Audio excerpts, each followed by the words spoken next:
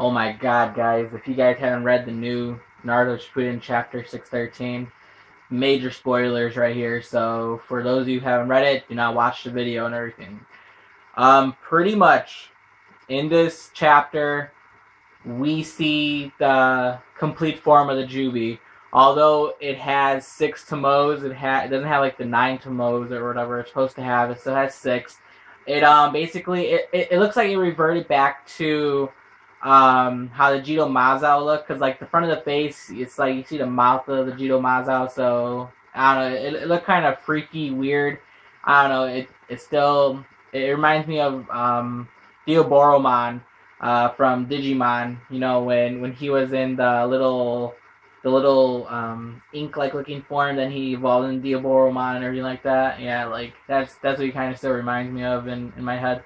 But pretty much in this chapter, we have like the whole Shinobi Alliance still trying to take down the Jubi and everything, but their efforts are futile. Naruto failed. We see Naruto's shoulder got dislodged and everything from trying to attack the Jubi, but it was just useless.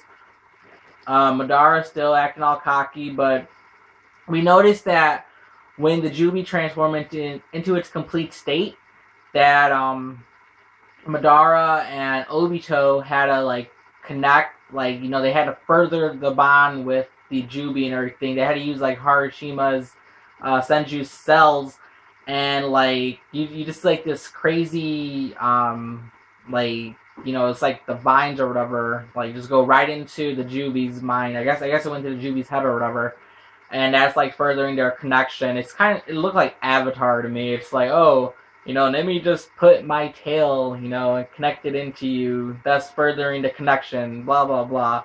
I was just like, yeah. But, pretty much, the Jubi is unstoppable at this point.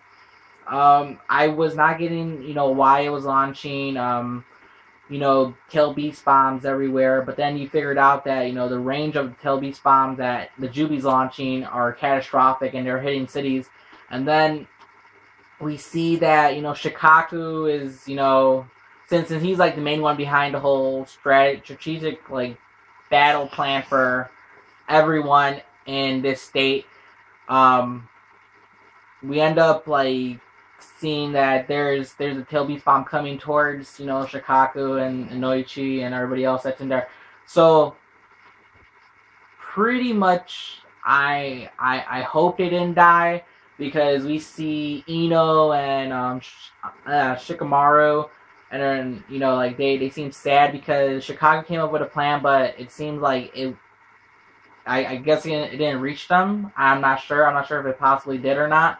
But like towards the end of the chapter, you see it says that Shikaku and Noichi are dead, or whatever. The Alliance mind is dead. That was like the whole plan of Madara, was to take out the mind of, you know, the whole Alliance. So, with that being said, what happens now?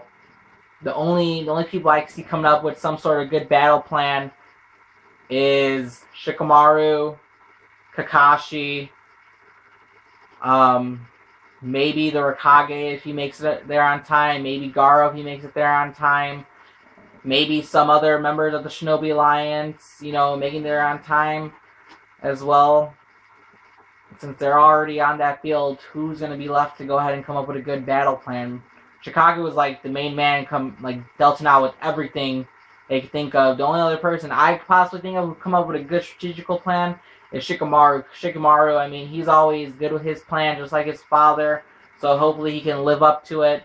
And it might be Ino go ahead and using her ability to go ahead and like possibly tell the others of what the battle plan might be. I don't know. It's gonna be crazy, because after seeing, you know, that the last few words at the end and everything, and seeing Ino with tear in her eyes and everything like that, I was just like, damn, what the hell happened now? Oh yeah, this chapter was insane. Kakashi was even dumbstruck because he didn't even know what to do. Seeing like the immense power of the Jubi, everyone's just like in awe, and like terror is gonna be coming. And like, you know, there was like one in one panel, I guess it was to Kakashi and one of the Hidden Stone. I keep on forgetting his name. He was like a captain or whatever. But pretty much, it was them two right there, and they were talking about, you know, saving up chakra if you're scared and all that stuff. You don't want to go out there in the battlefield and everything like that. But my biggest awe is just seeing that Shikaku's probably dead now. I mean, a lot of people have been saying that he would probably die. I kind of had my doubts about that because I didn't think it would go that far. But I guess Kishi has some twist to it, so there you go right there. For anyone who's probably thinking that Shikaku's dead, Ino's dad is dead, you know, and a couple other people who are part of the Alliance Mind and everything like that, and that in the HQ they're probably dead. For whoever thinks that it was probably all of them that were probably gonna die and all that stuff, well, good for you. I guess you're the winner, but we don't know yet until the next chapter. So with that being said, guys, subscribe to my channel, leave a comment in the comment section below. Let me know what you thought about this chapter. Tell me, you know, do you think Shikaku is dead? Do you think he's probably the only one that survived? Do you think Ino's dad is alive as well? Who else do you think might be alive from HQ? Or do you think they're all just dead? Another question is, what do you guys think is going to happen now that the Jubi is in its complete state? Do you think it's going to, like, go ahead and extract, you know, the 9 tails and 8 tails from Naruto and B by itself with the help of Madara and Obito now? Or is there going to be some type of strategical battle plan to go ahead and protect them? I don't know, I'm just still in awe, guys, to tell you the truth. So with that being said, like the video, and I'll catch you guys later.